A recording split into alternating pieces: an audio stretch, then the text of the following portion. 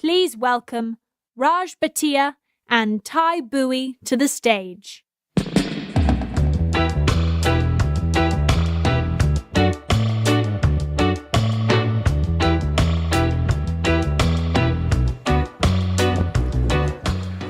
Okay, good afternoon, RDC. How's everybody doing? Is everyone feeling energized?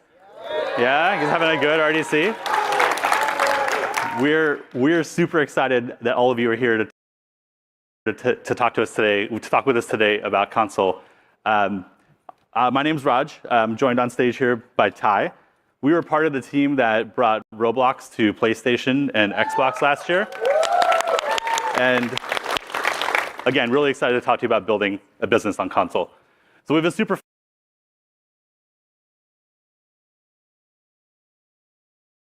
fun agenda today. We got three sections. The first one is the opportunity. It was a big year for consoles and Roblox, and we wanted to make sure you were all aware of the opportunity that it presents for you.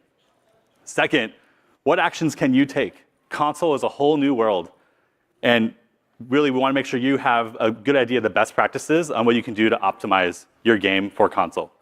And then third, we want to give you the opportunity to learn from other successes. So we'll end with a panel with some of your fellow developers and creators from games that you all know and love, Gunfight Arena, Jailbreak, Ultimate Football, and one of our platform partners from Xbox as well will be joining us. So get your questions ready. All right. So this is the energy I've seen in any panel. I know, right? This is great. You guys are a loud crowd too. This is good. All right. So as I mentioned, it's been a very exciting 12 months. We welcomed PlayStation to the Roblox family, and we launched a completely new console app on Xbox. And I just want to take a moment here. We've got friends from Xbox and PlayStation in the audience, and as a community, they were great partners. Just wanted to take a moment to celebrate them. So if all of you can cheer for them for a second, they did a bunch for us. Yeah. All right, great. So these two launches last year were a big part of us making our Roblox is Everywhere vision a reality. And there's two sides to that vision. The first is for our users. We want our users to be able to get to Roblox, to get to your great experiences on any of the relevant gaming platforms in their lives. Second, it's a really important value proposition for all of you, our creators and developers. We want you to be able to create an amazing experience, hit a single button, and be live on all those platforms and with all those audiences. And last year with the console and VR launch, we essentially got to that status on all of those major platforms. So it's been an amazing year. Let's talk about the results and how you can grow from the explosion. So last year we launched PlayStation in October, and adoption's been amazing. Ty and I and others were huddled around monitors, looking at feedback coming in, figuring out what bug fixes we could send out right away as that sort of explosion was happening. And we were blown away by the results. During launch week, Roblox became the third most played title on PlayStation. And it wasn't just the launch. We didn't pop and drop or anything like that. A year in, we're still in the top 5 most played titles. And then not just on PlayStation, but over on Xbox, we launched a universal app. And after PlayStation launched, we saw something that we weren't expecting at all. We saw Xbox starting to take off on growth as well. And one thing that we noticed there was friends on Xbox were finding their friends on PlayStation, and friends on PlayStation were finding their friends on Xbox, and they were co-experiencing together. And it was clear that we'd unlocked this latent need that people have. They just want to play with their friends. It doesn't matter where they are, and they want to be able to play across platform. And as we just talked about with the Roblox is Everywhere vision, Roblox is set up to take advantage of that platform-agnostic social network and cross-platform play. And while we're talking about top lists, we're also still in the top 5 most played titles on Xbox as well. So if you think about our community and our reach, we're up there with all the other major game franchises on console. Overall, Roblox grew on console devices more than 2.5x over the past year. At this point, it's so big, it's so relevant, you have to make it part of your growth strategy. And so yes, there are more users, but it's about more than that. These users are more dedicated gamers. As you can see on the screen here, on average, they spend 20% more time per day playing versus our benchmark of mobile users. And then no surprise here, alongside that higher engagement, those dedicated gamers spend more as well.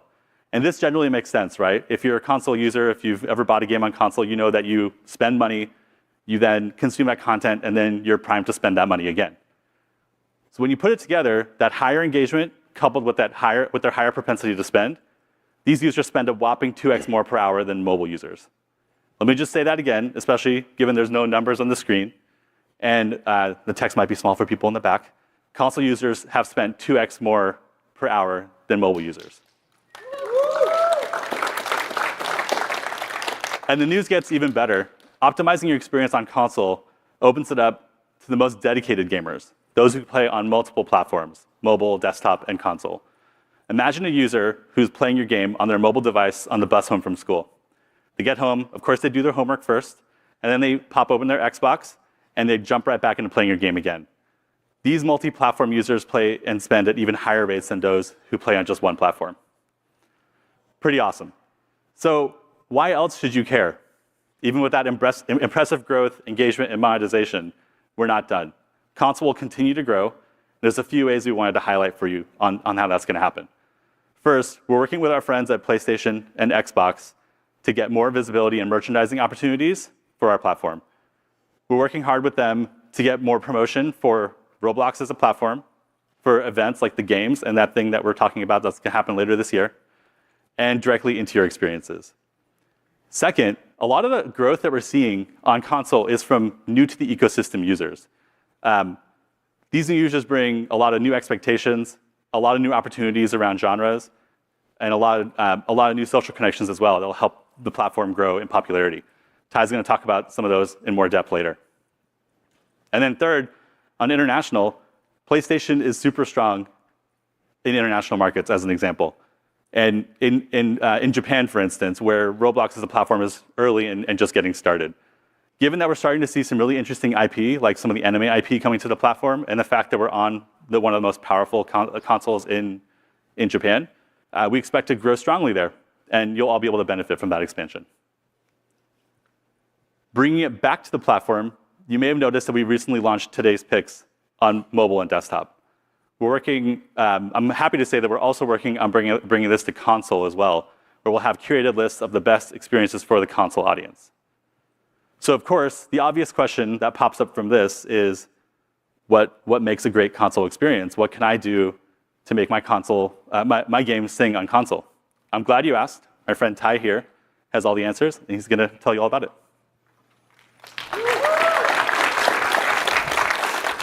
Thank you, Raj. He called me his friend. That's so warm to write. No, this is the most energetic I've seen in a session. I think it's the caffeine, I imagine. Thank you for joining us.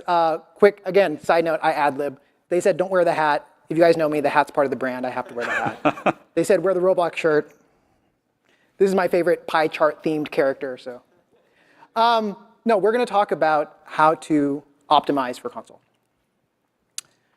So, we'll be pretty fluid about how we pick which games to promote on today's picks.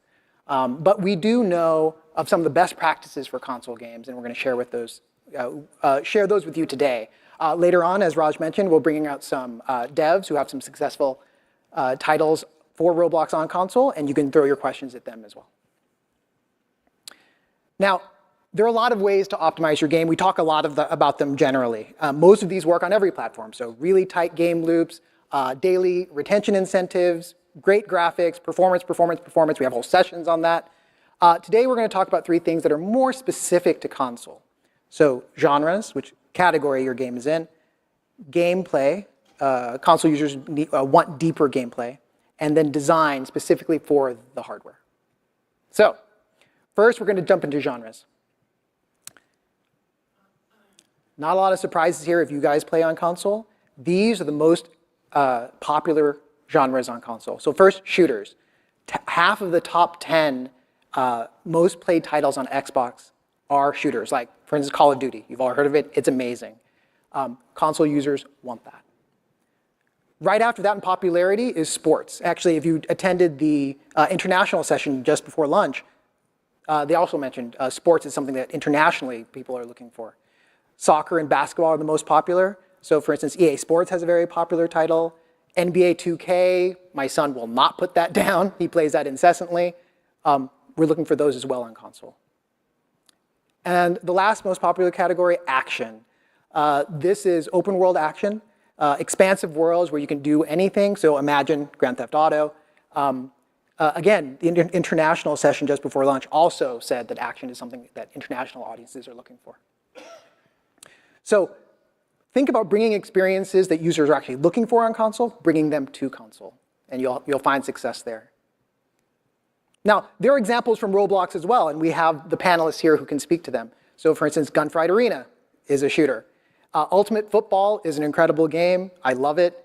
That's obviously in the sports category. And Jailbreak is basically our Grand Theft Auto, though not as spicy. So what can you do about this? If you have an experience in one of these categories, optimize them for console. Right? Don't just bring over the mobile device, the mobile version. Actually put some effort into it, and we'll talk about the details of that in a bit. If you're dreaming up a new experience, consider these genres, both for console and, as I mentioned, for international as well. We have templates in Studio for all of these categories that will help you get kickstarted in your development experience. OK, that was genres. Now we're going to go into gameplay. So you know, of course, firing up your PlayStation is very different than pulling out your phone. Right? You pull out your phone, maybe you're waiting for your Uber, you're waiting for lunch, you play for a few minutes, you get back out. When you're firing up your console, you got your Doritos ready, you got your Mountain Dew. I don't know, I don't drink Mountain Dew, I'm too old for that. But I do love Doritos. You have that ready, you're sitting down, you've got your soft spot on the couch, you're ready to go. So we see that behavior. We don't track the Dorito behavior, I don't think. But we do see the increased session time. So in fact, console users spend 50% more time per session than mobile users. So what does that mean for deeper longer gameplay is optimizing for that longer experience. So for mobile, you're optimizing to bring them back in for re-engagement. For console, you're optimizing to keep them in the game. So reward them for that depth of time spent. So we're going to walk through a couple examples of some great ways to do that. Deeper content, secondary activities, and showing them visible progress. But this is definitely an area, I'm just trying to advance, it's not working.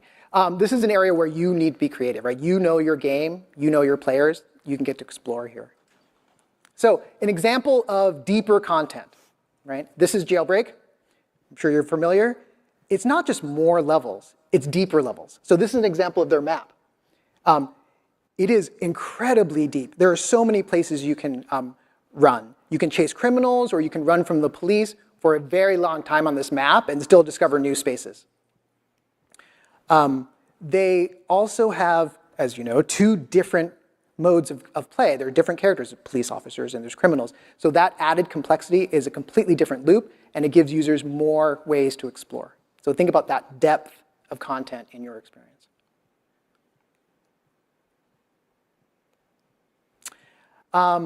So an example of secondary activities. This is from Ultimate Football. Obviously, the main game loop is about playing football, but this is a screen of how to customize your player and customize the uniform and customize the actions and animations. This is very common in AAA titles, and it helps the user stay in the game when they're trying to take a break, let's say, from the main game loop.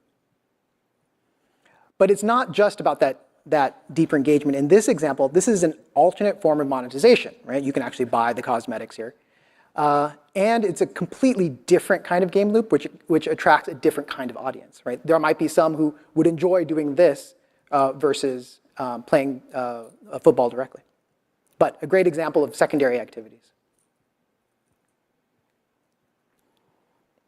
And this is an example of visible progress from Ultimate Football. You can see the progress that they show in the upper left here of different ways that you can progress in your play. You guys know that this is important. You play games, you've seen this progress, you design games, you build this progress in. One thing I wanted to add, one thing to think about as you're designing this, is how long does it take to complete these kinds of, these progresses, these steps in the progress. Shorter goals may take 10 minutes, perfect for a mobile user. Get in, play a little bit, get out, come back and finish another goal. Longer goals may take an hour, 2 hours, days even, but that gives them a very long, strong sense of accomplishment for that deeper gameplay. And that's perfect for console. So at Roblox, of course, you're designing across platforms, so mix and match, have a balance. So here, Ultimate Football has a balance. 35-yard passes 20 times, that's way easier than 50 yards 25 times. Again, you guys know best. This is your game, your game loop, your players. Figure out what works for your game. Okay, so you've picked your genre. You've designed deep gameplay. Let's talk about design for the user's input, the controller, and the display, the TV. We've talked about this before, but this is very important. Users might be sitting 10 feet or more away from this screen. So what does that mean? That means you need to dynamically size your UI. So you scale your UI larger. We recommend 1.5 times for anything they need to interact with, fonts, icons, buttons, larger than you would on mobile. And also simplify your UI. Right? The simpler the UI, the easier it is to make them bigger, and the easier it is for the user to focus. Now, we have a lot of APIs for this that allow you to do it dynamically so that you don't have to hard code one size for mobile and console, but it'll adjust dynamically, and you can have a great experience on both.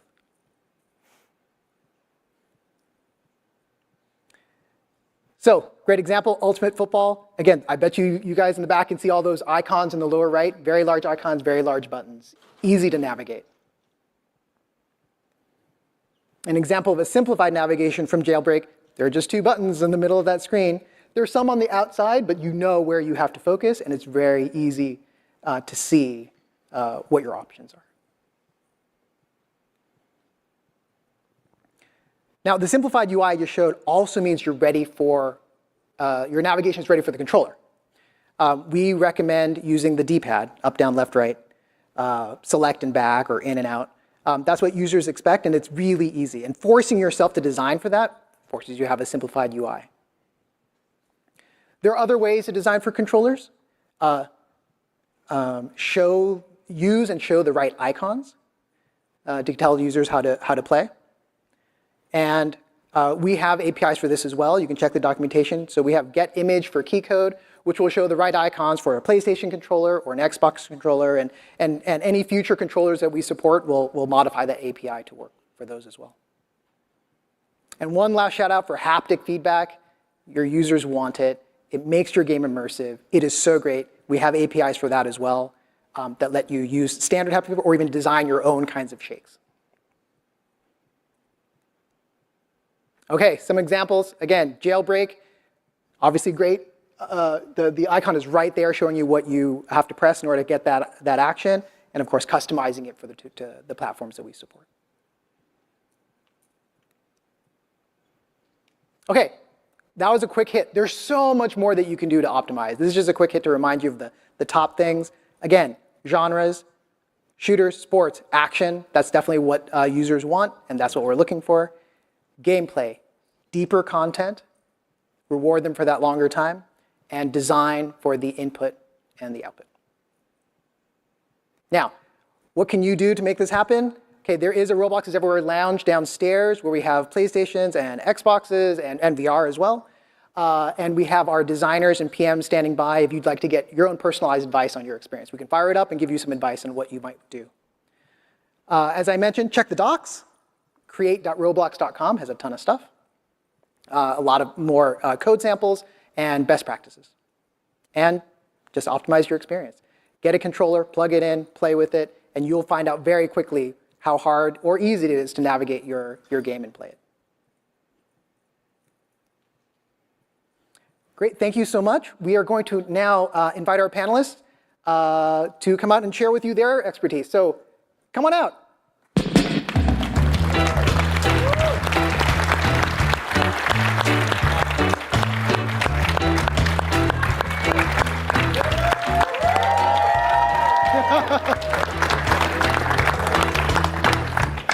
So we have, from left to right, we have Jansen Madsen, Jandel.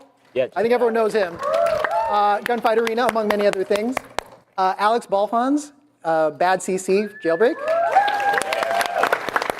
Jason Bleckman, goes by CLXR from Ultimate Football. And Tammy Levine, who goes by Divine Levine. Divine Levine. Divine Levine. I should rock. That's what we thought, yeah. She is General Manager of Game Industry Marketing at Xbox. So, thank you. Thank you. So we want to start with just a quick intro from each of you, quick rundown left to right, and then we'll throw some questions at you. Yeah, my name's Jensen, or Jandel on the platform. Made a bunch of games like Dusty Trip, Gunfight Arena, Field Trip Z. Yeah. Alex, Bad CC on the platform. Joined Roblox in 2009, so I've been on the platform 15 years. Yeah, know so many of you, so cool. I'm Jason Bleckman. I'm the creator of Ultimate Football. Alex has me beat at 2009. I'm 2011. Been in the Roblox football space the past 12-something years and counting. So. I'm Tammy Levine, and I'm at Xbox, and I've been in the gaming industry since the late 1900s, so a long time. And my kids are Roblox like power users, so I'm super pumped to be here. So thank you. I'd like to start with a question for Tammy. Sure. Thank you for coming.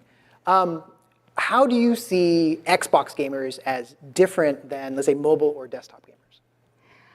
So Xbox players are a really diverse bunch. When you think about people, especially in the Roblox community, who are playing, like I said, my kids, so I have two kids, two boys, 7 and 12. And they have been playing, the 12-year-old has been playing since he's like 5 or 6, and keeps playing, and the 7-year-old as well. And so I was commenting earlier that I was observing them kind of going off and playing other platforms and other games, and they are multi-platform players. And that's the thing about Xbox players too. They are multi-platform. They play on a lot of different devices. They are very comfortable moving fluidly across devices. They play across different genres, but they also keep playing well into their 20s, 30s, 40s, 50s, 60s. Xbox players grow with the platform and the genres. So I think that's one big difference.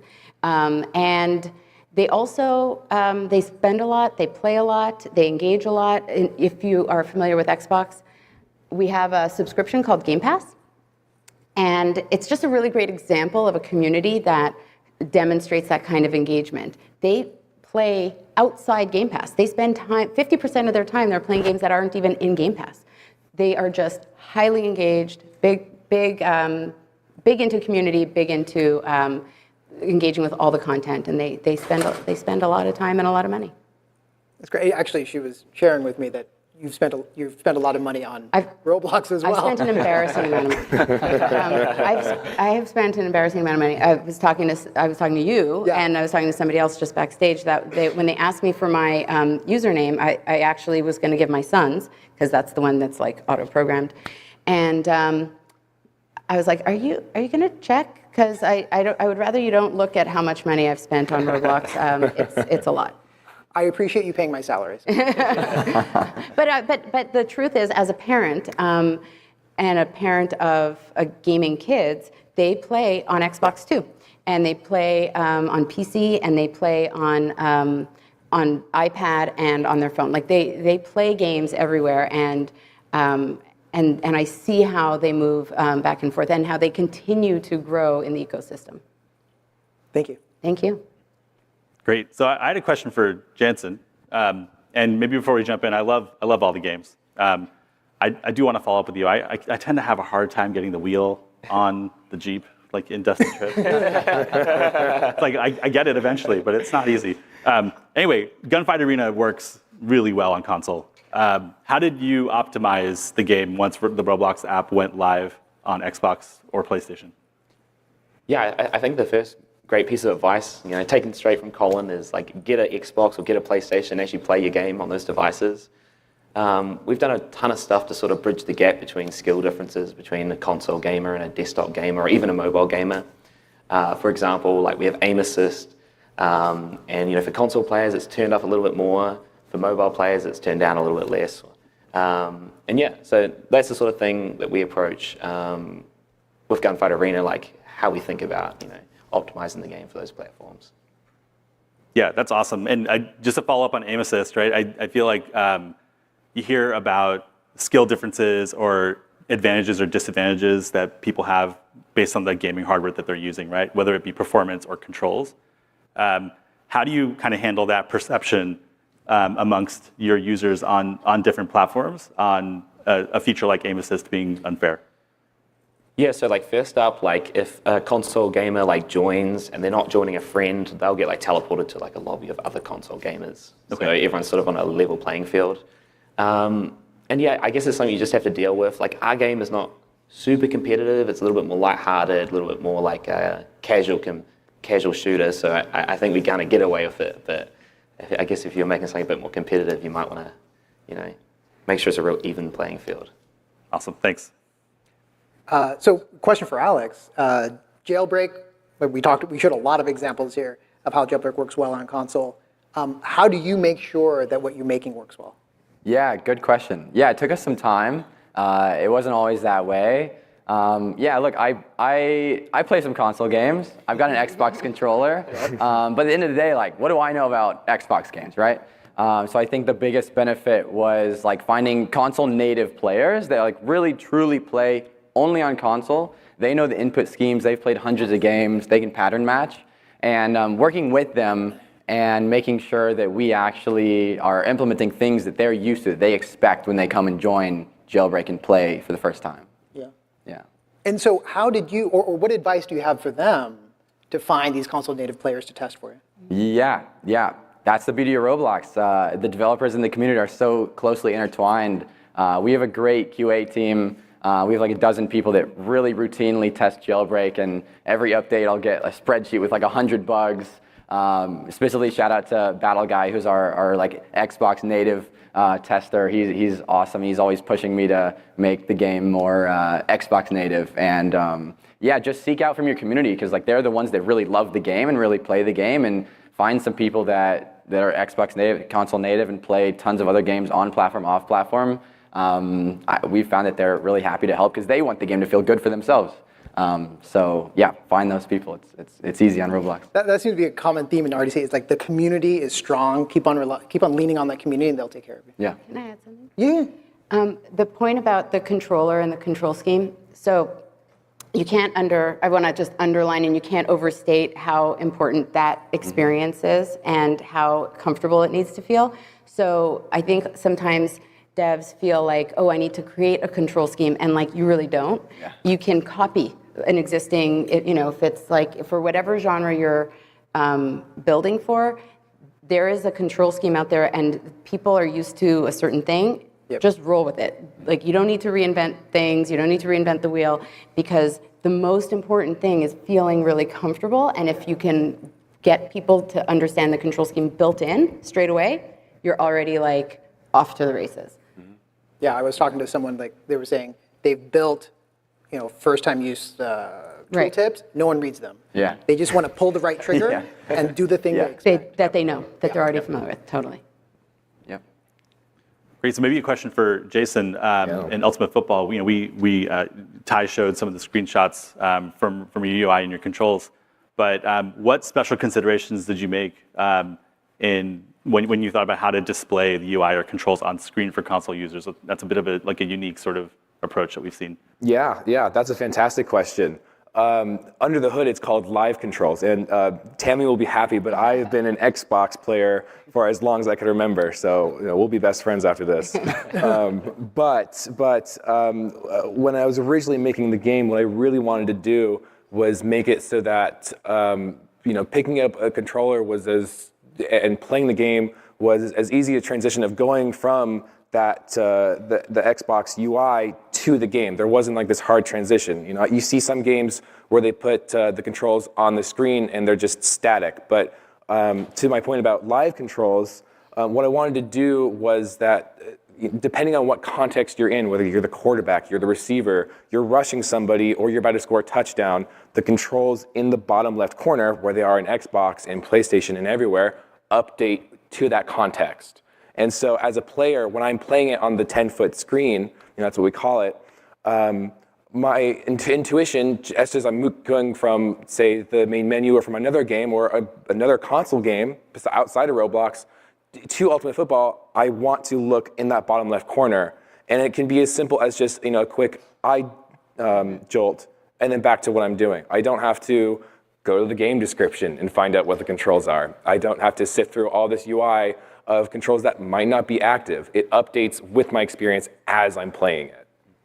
Yeah, that's awesome. And real quick, before I ask the last question here that we have on deck, we've got mics open. Any questions that people want to ask either the panelists or the Roblox team, please get them and please line up. So just a final follow-up, Jason. On Tammy just mentioned this as well, but there's sports are a big genre on consoles. Yeah. There are just expectations around controls and UI. Did you see any specific ones that you picked up and brought into your experience? So when we figured out how we wanted the controls to work and which ones were which, to Alex's point, we took feedback directly from players to find out what they were most comfortable with. Okay. A is always jump. B is always not necessarily a negative action, but you're either offloading something or you're doing some kind of side action, whereas X is like your main action control. So when we went around figuring out what players wanted for those controls, number one, we made them customizable because we're never going to be able to satisfy everybody. We can't scratch every itch. And so what we did was we found what players were already familiar with, and we just built on top of that. Great, thank you. We have a question on the left here. Hi, my name is Hirsch. I'm a programmer. My question is about social and on console. So obviously, given on console, there's no text chat. So are you finding that users use the native built-in parties on Xbox or PlayStation? or how are they communicating and being social within your experiences? I've found in talking to a lot of PlayStation and Xbox users that they use the party chat. I've met a lot of kids who mentioned they all get home and either their buddies pull all their consoles into the same room, or they actually join on the party and are using the voice chat or text chat if they can. Or I've seen even using other platforms like Discord or Guilded, where they all hop on and communicate that way. Yeah. Yeah. Or I feel like it's very classic on console to have the kind of radial button where you you maybe have this in Gunfight, where it's like this is the intention I'm going to make. Like I'm going over here, or like I'm capturing this point. Yeah. That's very classic on console. Yeah, I was going to say the same thing. Yeah, like, it doesn't have to be like actually communicating. It can be an emote or anything like Right. that. Yeah. Thank you for the question. We have time. I don't mind sitting here in silence. Okay, while you guys think, I'm actually going to throw a question to Jason. Okay. A quick question for you. In a previous session, I believe it was just announced that NFL is coming. Can you tell us a little bit about that? Yes. So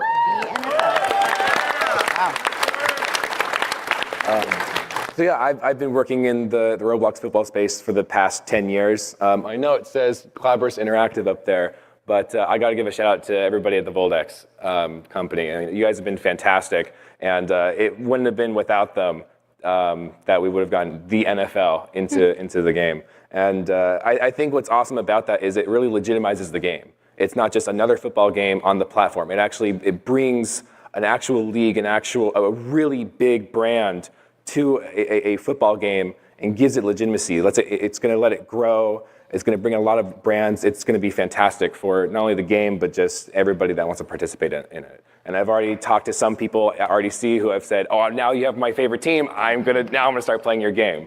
So I'm really excited about it. If you guys have any ideas that you want in the football game, you please let me know. I would love to put them in there. Focus group right here. Yeah. We'll have a side chat about that. Yeah, it'll be fun. I think we got another question over here. Go ahead.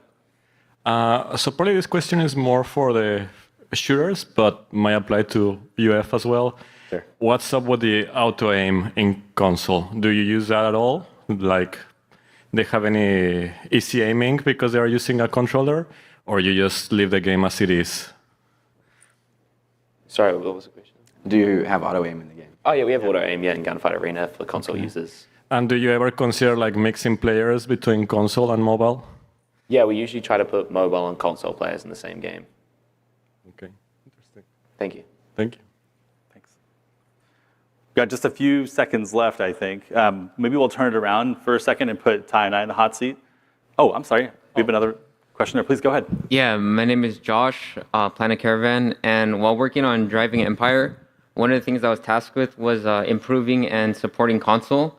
And I found that once I did that, the immersion and everything was completely different than playing on PC and mobile. So is there any way to incentivize like your existing player base to try out your feature or your game on console? Like, is there any like tips or tricks to be able to do that?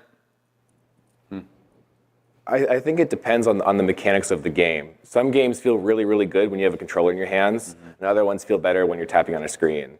So I think it depends on the context of what the game is, and also how you have it set up. And players, what I've actually noticed, in fact, is that players don't only play on console. They play on mobile, but they play on mobile with controllers.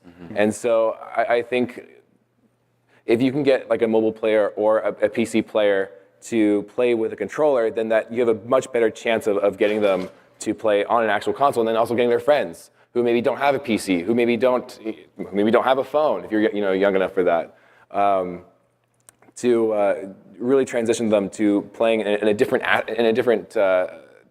atmosphere on the game. Yeah. All right, thank you.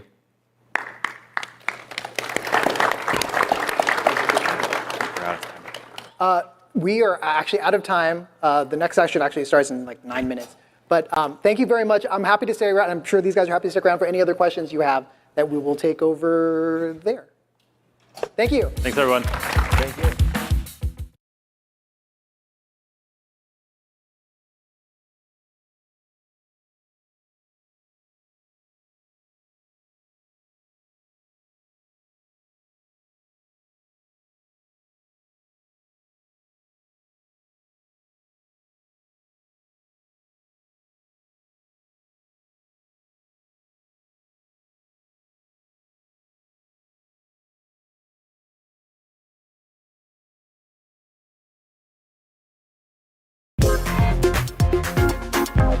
please welcome the Tower Defense Systems team, Below Natural, Out of Bears, and Star Wars to the stage.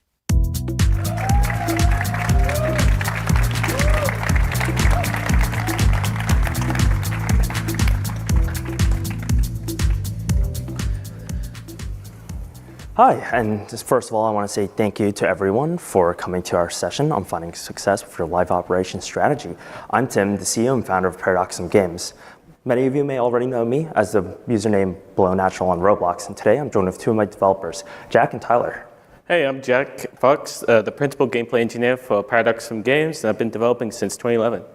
And I'm Tyler Ganas. I am the principal content engineer, and I've been on the platform since 2007. Together, we make up the core engineering team behind this popular strategy experience, Tower Defense Simulator. Let's jump straight into it. So, I created Tower Defense Simulator in 2019, originally as a school project, and it quickly grew into something huge, beyond my expectations. Throughout the 5 years, we've accumulated statistics such as 3.4 billion visits, an average CCU between 12 to 15,000, sometimes much more, and continuous growth in user acquisition and revenue. So accomplishing such stability and healthy growth over a long period of time is no easy feat. So the question becomes, how was Tower Defense Simulator able to maintain growth and community engagement over a span of over 5 years? The answer to that is live operations. So based on the lessons that we've learned with working with live operations in the last 5 years, we're going to explore how live ops can drive long-term success through the following topics. The fundamentals of live ops, what is live operations, the live ops planning process, and finally, delivering quality updates.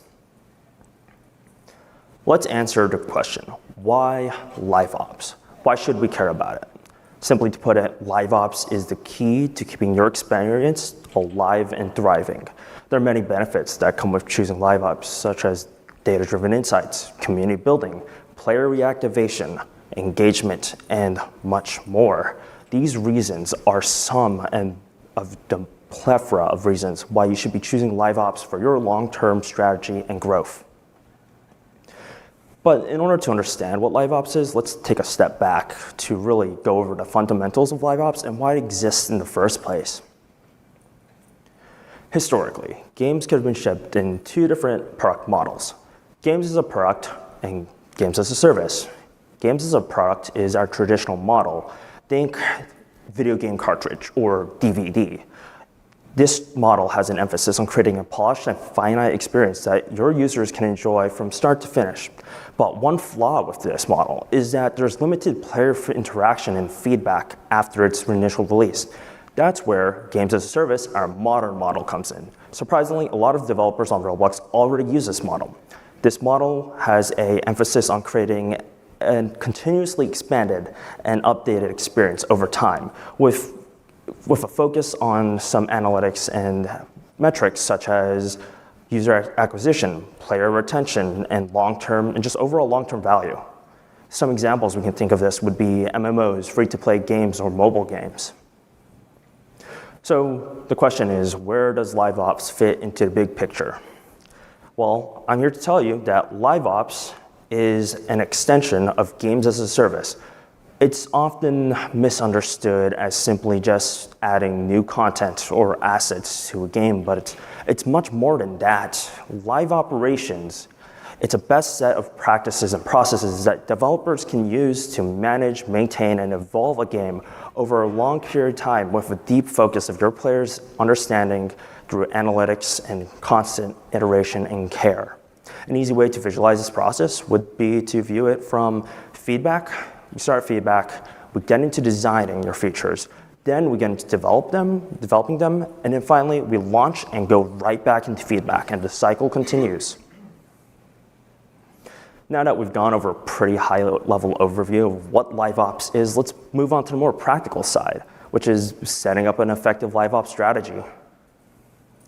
The key component to every single live ops strategy is going to be feedback loops. Feedback loops aren't just an option, they're the lifeblood of live ops. These are essential for gathering real-time insights and information from your community, which help you guide your updates, improvements, and evolution. There are many forms that feedback loops can come in. From simple surveys to complex platforms, you can use things such as Discord, Reddit, YouTube, or Guilded to help and foster these communities. But ultimately, it's up to your team to choose what best suits your community. But after that, don't just set up those channels. You want to make sure that you're actively engaging with them. Monitor those chat forums, those videos, watch videos, look at those reviews, forums, etc. Look around for patterns, both positive and negative, and identify common pain points and suggestions to really see where your players and your community is interested in. With all of that feedback, live ops can get chaotic really quickly and messy fast. So it's important that your team is utilizing project management boards to help you keep organized. Not only do these help you prioritize and track player feedback, but these project management boards help your team and ensures that you're addressing the most important issues that your team and your community wants to see addressed. Examples that you could use for these would be tools such as Asana, Monday, Trello, or Jira. Now I'm going to hand it off to Jack to go over how you can reinforce these feedback loops with KPIs and analytics. Thanks, Tim. Now that we're organized and aligned with our community, it's time to elevate our feedback loops beyond just anecdotes. Let's take them to the next level with KPIs and analytics. While community feedback is crucial, it's just one piece of the puzzle. To really understand the health of your game, its economy, balance, and player engagement, we need hard data. Key performance indicators, or KPIs, are like the vital signs of your game, and they give us deeper insights into how players are spending their time and money, and which features are succeeding or failing, and where our economy might need adjustments. Analytics help us make informed decisions. For example, should we adjust prices? Should we tweak item drop rates? Maybe players are beating our hardest gamer too easily, so it's time to introduce a new challenge. Remember, there's no one-size-fits-all solution. Choose the right analytics tools to best fit your game's needs and budget. One cost-effective option developers can leverage is Roblox's native analytics events platform. It's free to use and includes most of the basic KPIs developers need to start tracking success. Roblox handles a lot of the heavy lifting, tracking key areas like retention, engagement, acquisition, and revenue. For developers looking for deeper insights into their game's economy and user experience, Roblox offers new economy and funnel events. Native economy events help you track top sinks, where users spend resources like coins or XP, and the average wallet balance, showing how much of that resource the user is holding. Native funnel events allow you to track onboarding, identifying where users drop off, and pinpoint progression where they stop advancing. In TDS, we utilize funnels to track our tutorials' effectiveness. Funnels let us see each step a user takes to visualize the overall conversion rate. Let's walk through an example. A new user joins TDS for the first time, and we track their journey starting from the tutorial. First, they start the tutorial and enter the game, and at this point, we see 5% of users drop off. This is normal. Often it can be simply users leaving, or teleports failing, or any other potential issue that may occur. Next up, players learn the basics of TDS. For example, selecting and placing towers, but then, once we reach the demo man selected step, we notice something concerning. 24% of players drop off by this point. Why might this be happening? Are players getting bored? Have they already grasped the basics and moved on? Or maybe they didn't fully understand some of the mechanics and decided to leave. But let's continue. Users then learn the next steps of playing a tower defense game. For example, they learn how to upgrade, they learn how to sell, and fight until they reach the tutorial boss. After the boss is defeated, 72% of players successfully complete the tutorial. This is a basic example of using KPIs to refine your game's first user experience. By optimizing these steps, we can potentially retain more new users. Now let's move on to a more basic example of using third-party analytics. If you're looking to take your analytics to the next level, consider setting up third-party analytics solutions. While these services can be costly and require more time to implement, they offer us deeper insights. In our game, we set up a service called Game Analytics, and we visualize the data from this service in a tool called Grafana. This allows us to track key metrics as shown above. Those metrics are overall wins and losses, losses by waves, and the win-loss ratio. We use this data to help rebalance waves that may be too difficult or too easy for players. It gives us a clear visualization of our game's current balance. For example, we can monitor the win-loss ratio to determine how often players are completing waves. If this ratio is too low, it could indicate that a game mode is too difficult. If this ratio is too high, it might be too easy. We use these insights to balance our game by keeping the win-loss ratio lower for harder modes like hardcore and higher, around 3 to 4, for easier game modes. If something feels off, we can review the losses by waves and adjust the difficulty accordingly. This is a basic implementation of our third-party KPIs. Now let's move into a more exciting and advanced example, heat maps. One of our more interesting experiments with game analytics has been using heat maps, a more advanced implementation of KPIs. We track in-game events of how players interact with their environment,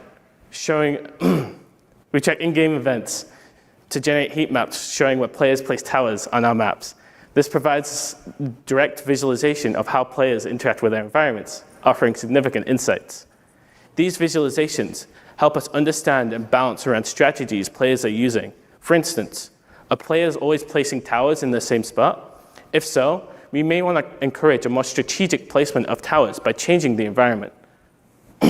By analyzing these heat maps, we can make data-driven decisions that improve the game's overall balance and overall player experience. We can even take this a step further by tracking in the lobby where players are crowding around and optimizing the environment there. But let's hand it back to Tim to talk more about live ops. Thanks, Jack. I really liked that visualization of heat maps. Really love those. If you're interested in more analytics and deeper discussion, there's another panel next to us after this at 2:15. But let's get back into things. So now with a load of KPIs and data, we're ready to start designing our updates. Often, designing updates can feel straightforward, and most of the times, it is. The purpose of incorporating live ops into your update strategy is to provide a much deeper level of depth, reinforcing your updates with deeper insights directly from your users.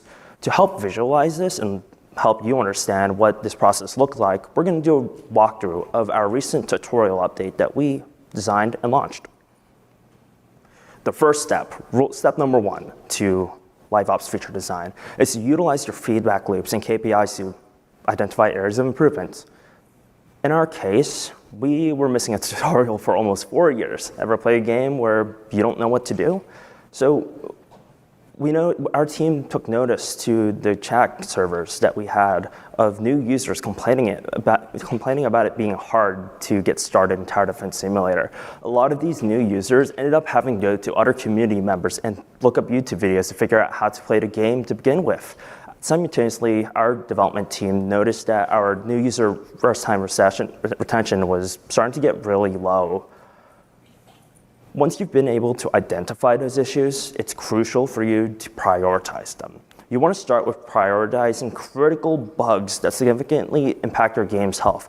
These areas could be areas such as game revenue. They could be balance issues that affect your game's progression or economy, or they can even be issues that prevent the player from playing in the first place, just like the guy above us. For our team, when it came to first-time user retention, we decided to mark that and prioritize it as high, as it really held back TDS from growing its growing audience and paying user conversion.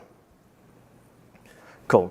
Now we have everything prioritized and aligned, so it's time to start establishing objectives. What does success look like for your feature or issue? What KPIs do you want to see improve?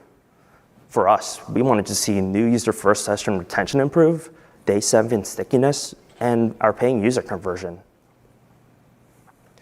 So now that we have our goals aligned and prioritized, it's time to start designing your updates. Typically, these updates can fall into the following 3 categories, plus one that I'll talk about in the next slide. You have content updates. These are primarily focused at the addition of new in-game elements. These could be maps, items, characters. We're familiar with these. But the big thing about these content updates is that they rely on existing systems and features. Next, a feature update. This type of update introduces a whole new gameplay mechanic or system that fundamentally changes how your users interact with your experience. These updates bring a huge change to the core loop of your experience. We can think new game modes or a new trading system or crafting system. Finally, we have patch updates. These are updates that usually and typically directly address player feedback. They tackle bugs, glitches, bounce issues, and often are KPI driven. In our case with Tower Defense Simulator, we chose to tackle our first-time user retention in 2 separate updates. The first one was a feature update, and the second, a content update. Our feature update remade our tutorial, refining it and giving users a helping hand through the lobby and game. This also showed them what was possible in the game by giving them advanced late game towers. At the same time, after completing the tutorial, we prompted users with a huge discount on a starter pack bundle. This helped us with our paying user conversion immediately. Next, after our feature update, we decided let's do a content update. Let's add a new beginner tower called the Trapper. That way, the new players who have just joined our game from the new tutorial have something new and fresh to look forward to. Now, the next type of update I want to go over is seasonal and live events. While they can be extremely heavy in production and cost a lot of resources to make, these type of updates can give you a huge temporary boost in retention and relevancy. They can also generate a ton of hype for your community, reactivate those old users that haven't been to your game in over a year, create memorable experiences for your community to bond over, and create insane revenue opportunities for your team. Sometimes they can go beyond the game. They can lead to community initiatives such as Discord tournaments or community art contests. There's a ton you can do with these. Let me run you down on a unique example from Tower Defense Simulator, our Lunar Overture live event, which was from Halloween 2023. In this case, we built a story-focused event that was driven by our community's desire to see the 2020 event boss, the Umbra, make a return. Our team decided to tackle this event in 4 separate live event missions, each unlocking 42 hours after each other, and each one of these explored the backstory of the Umbra character. With every single mission, we provided new unlockable characters that were available for a limited time, and on top of that, we provided limited time unique UGC rewards awarded to the first 1,000 players who beat each event. As an outcome, not only did we see an explosion of community engagement, art, videos, tweets, etc., but we saw some amazing stats. We hit an all-time record of 160,000 peak CCU. We saw an increase of 75.5% in our average DAU. We saw an 84.2% increase in our returning users, and the biggest part, a 357.1% in our average daily revenue. Our team took away from this event that communities love story-based live events with limited time items, and you want to make sure that you're really utilizing these live counters as they get your community hyped. But now that we have our update type figured out, it's time to build a roadmap. Roadmaps in the live op process are crucial. They outline timelines and goals, they keep your team aligned with overall priorities, and they keep the development process focused on delivering quality content that your community wants to see. I like to keep 4 rules when designing our roadmap. The first one is to embrace iteration. You want to make sure that your team is ready to adjust and edit your timeline according to real-time player feedback and data. In a live ops setting, it's important to remember that flexibility is key. It's about evolving, not just reaching a final destination. The next rule, plan smart. Don't plan your entire roadmap in one sitting for the whole year. You want to make sure that you're planning in scopes of maybe quarters to 6 months. Ultimately, it's up to your team's capabilities. But this not only helps you avoid burnout and over-planning, but it also allows your team to accommodate for unexpected changes. As I said earlier, flexibility is key in a live ops setting. The third rule that I like to keep when designing my roadmaps is that you want to strategize your update releases. As I mentioned, content, feature, and patches, you want to make sure that you're spacing those updates away from each other separately. This not only helps you maximize your team's output, encouraging users to return to your experience, but it also creates a safer environment for you to launch minor features because they have a smaller reliance and risk on larger features. The last rule I like to keep in mind, keep your players happy. Make space for those patches and quality of life updates. Not only does this enhance the success for your big updates, but it sets the stage for your entire team as a whole and builds loyalty. There's one thing I do want to stress to all of you on this, is that it's okay to say no. While LiveOps does thrive on user feedback, it's crucial for developers to maintain their original vision. A successful LiveOps strategy hinges on finding the right balance between embracing player feedback and staying true to the experience's core vision. Developer vision allows for creative risk and long-term growth that player feedback alone might not be able to inspire. There's many reasons why you may want to choose to say no to the community or postpone something, such as technical constraints, resource allocation, balancing concerns, or even long-term vision conflict. Ultimately, the developer's vision is what keeps games evolving, unique, and innovative. If developers were to cater solely to player feedback, it would only result in a flood of similar formulaic experiences. Your vision acts as a safeguard against this, ensuring that your game stands out in a competitive market.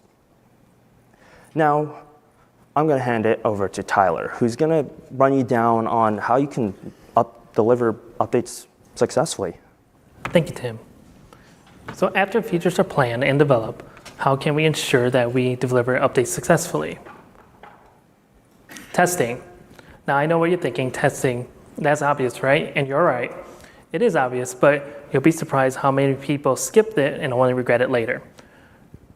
Testing doesn't have to be this big, scary thing. Even small-scale testing with colleagues or friends can help uncover any crucial bugs or any balance issues. And for larger updates, think about community betas or paid testing groups. The bottom line is, testing saves you headache down the road. It gives you the confidence of knowing your experience is polished and ready for the world to see. For studios with multiple team members, testing can get messy, especially when everyone's working on something different. Here's how staging environments help us keep things organized at TDS. Each developer have their own testing environment to work in. They can thoroughly test their own feature and work with QA to catch any issues early on. This means if one issue has problems, we can easily postpone it without impacting the rest of the update. Once all the features are ready, we merge them together into a release branch and deploy it to our test server, which is a replica of the live game environment. This will allow any final rounds of testing before launch. Now let's switch gears to marketing. You want to post teasers or announcements on social media to generate excitement for upcoming updates. Keep teasers small and focused. Think of renders of new enemies or a short video hinting of a new character. Revealing too much will spoil the surprise. Time your social media posts strategically, aiming about 3 to 7 days before launch. This will help keep updates fresh in users' minds. And you want to keep your community engaged and involved by being transparent about update progress. Regular development updates, such as sneak peeks or any behind-the-scenes content, will not only build hype, but also fosters loyalty and appreciation. The goal is to create a cycle of excitement engagement, and loyalty. And by strategically timing your announcements and maintaining transparency, you can ensure that your community will remain excited and invested. Now, after you launch an update, what now? Well, you want to hold what's called a retrospective, and this will help identify what went well, what went wrong, any team blockers, and potential solutions. This will allow your team to reflect any issues that happened before, during, or after the development process. And lastly, don't forget to monitor your KPI goals that you set for your feature. This will help your team understand if your features are heading in the right direction and making an impact in community feedback. And I'll hand the recap back to Tim.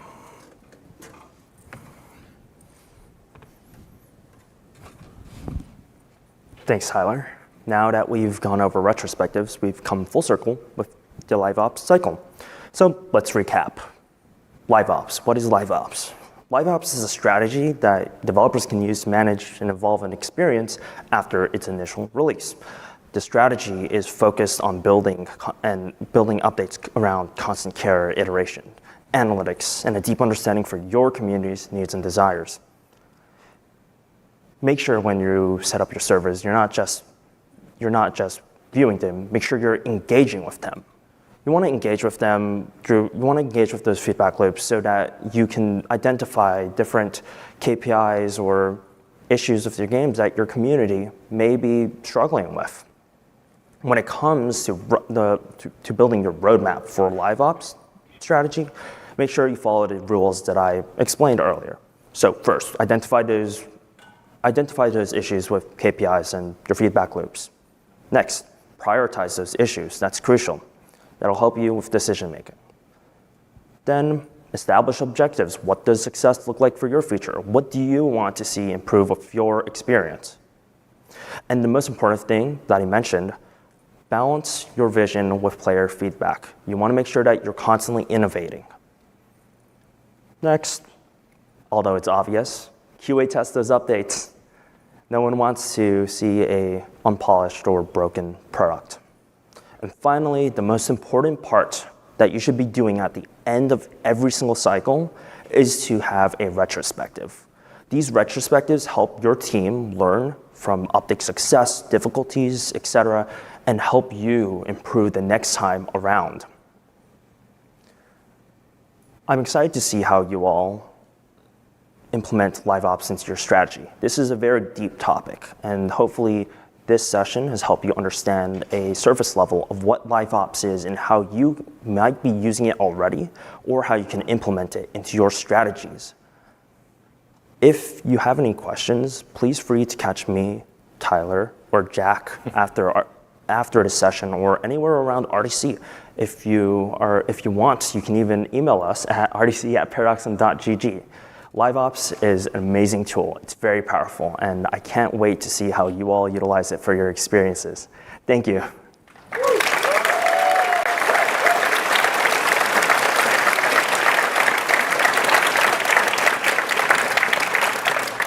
Now, we have about 6 minutes remaining, 6 minutes and 38 seconds exactly. So let's have some time for Q&A for anyone that wants to have or has a question about live operations. We'll try to answer to the best of our ability. There's 2 microphones on each side of the room, so feel free to just walk up and ask us questions. If you want to ask questions about content, Tyler's the guy to go to, any analytics, Jack and me, I kind of do live ops as a whole, so. All right, I'll let you decide who can answer, but my question is, do you incorporate live ops, I don't know what the word for it is, but where you basically have it set on a timer so that the game changes without you having to publish an update? Yes, so Jack can actually tell you about of me and Tyler. But yes. In the past, we have utilized a lot of different timers for our events. For example, in the Halloween event, we had a timer which was a huge clock facing the users, and we had statues where players could teleport into the game that was running that event. Once the timer hit 0, it'd run a little animation, and the clock would go away. We would see tons of players either crowding the statues or the clock with the time itself. And when this would go away, they would all jump into game and get right into the content. We're split between 2 different games, so it makes it easier for us to publish to the game without having to shut down servers. So you'll release the update locked behind a timer so that you don't have to like shut down servers, right? Yeah. Yes. Yeah. Hi. So I saw that in your roadmap examples, you had the tutorial update like as the 4 update. It was like after other updates. I'm wondering like why are you releasing a tutorial like after the game is out? Is that like not a priority at all? That's a great question. A lot of games on Roblox initially release as a iteration or as a small project, and they quickly scale and grow. So most developers don't have the time to think of an update. In our case, because we employed live ops so well, our community was able to self-sustain each other and teach each other how to play. You'd have lobbies of new players joining and high-level players joining them to teach them how to get started with the game. So that carried us for about 4 years. But there's obviously more that we could have done for it.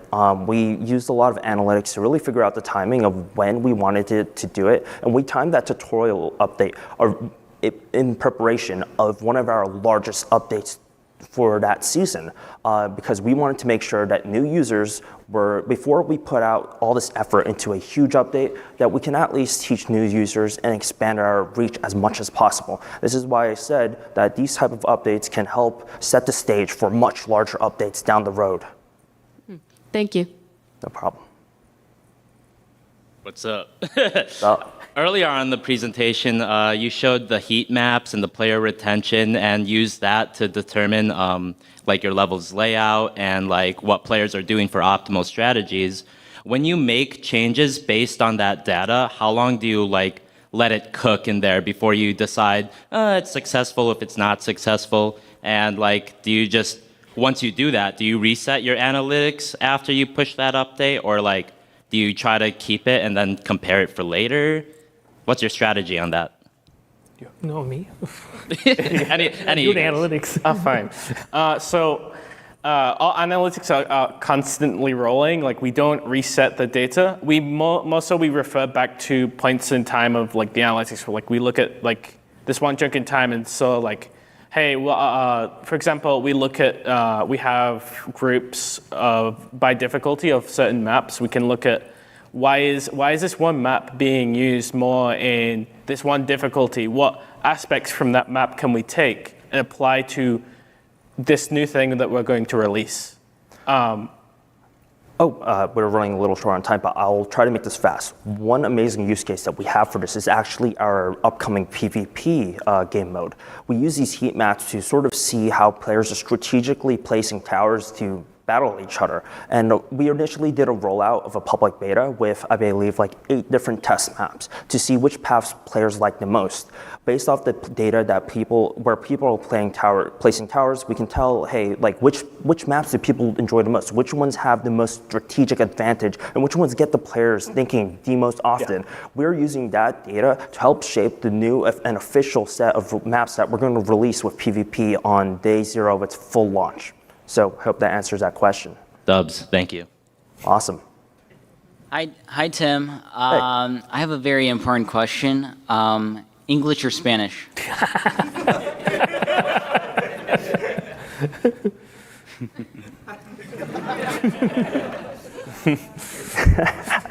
Thanks.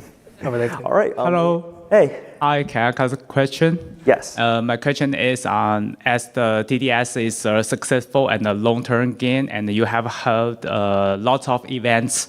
Yes. And my question is, when I doing an event, maybe the CCU and the monetization will go up, and when the event is done or is closed, and all the statics will go down. So sometimes it's really hard for us to just close the event or delete the updates or the contents. Yes. I just want to know what you will do with it. So this is actually a feature that we designed for our events moving forward. As I said earlier, live events and seasonal events are a powerful tool, but they're temporary, right? They provide temporary boosts. So the real big question is, how do we maximize that temporary boost as long as possible. So make the most out of it.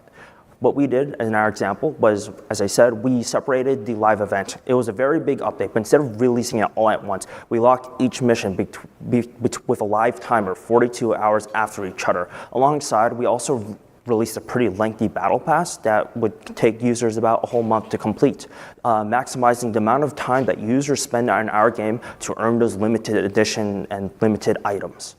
So I hope that answers that. Thank you. No problem.